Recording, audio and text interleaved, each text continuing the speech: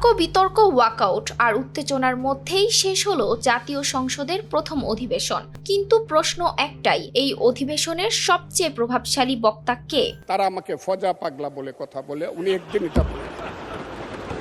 এবারের সংসদ অধিবেশন ছিল আগের যে কোনো সময়ের তুলনায় বেশ পরিচ্ছন্ন এবং যুক্তি নির্ভর। সরকারি দল থেকে বিরোধী দল সবাই ছিল সরব। তাই রাজনৈতিক অঙ্গনে এখন এক নতুন বিতর্ক, সংসদের ফ্যান্টাস্টিক ম্যান কে? ছবি না টানানোর জন্যই তো এই সংশোধনীগুলো গ্রহণ করার জন্য বলছি। একসময় আদর্শ পার্লামেন্টারিয়ান হিসেবে আলোচনায় ছিলেন সুরঞ্জিত সেনগুপ্ত ও মওদুদ আহমেদ। তবে এবার সেই তালিকায় যুক্ত হয়েছে নতুন নাম, সালাউদ্দিন আহমেদ। সংসদে বিরোধী দলের ভুল ধরিয়ে দেওয়া, রীতিনীতি শেখানো আর সাংবিধানিক যুক্তিতে প্রতিপক্ষকে কোণঠাসা করা, সব মিলিয়ে তাকে বলা হচ্ছে রাজনীতির প্রফেসর।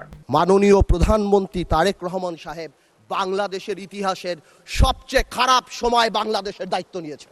সংসদের আরেক প্রাণবন্ত বক্তা আন্দালিব রহমান পার্থ। তার ভাষা কখনো ব্যঙ্গাত্মক, কখনো তীক্ষ্ণ যুক্তিতে ভরা।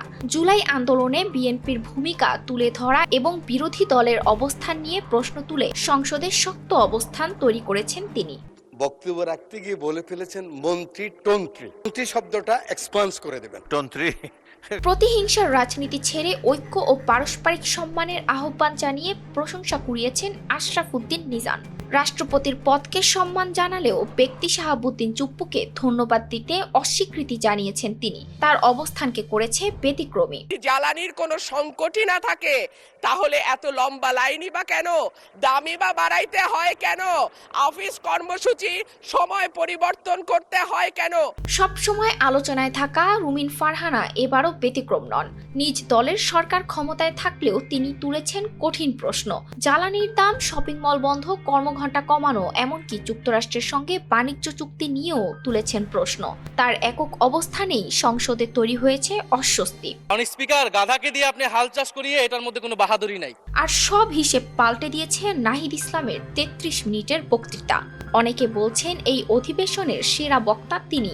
ইতিহাস, রাজনীতি, অর্থনীতি, দুর্নীতি সবকিছু একসাথে তুলে ধরে তিনি নতুন আলোচনার সূচনা করেছেন সংসদে। ৭১ থেকে ২৪ সব প্রেক্ষাপট মিলিয়ে নিজেকে তুলে ধরেছেন ভবিষ্যৎ রাজনীতির মুখ হিসেবে। তাহলে এই অধিবেশনের ফ্যান্টাস্টিক ম্যান কে? ETS Bangla desk report.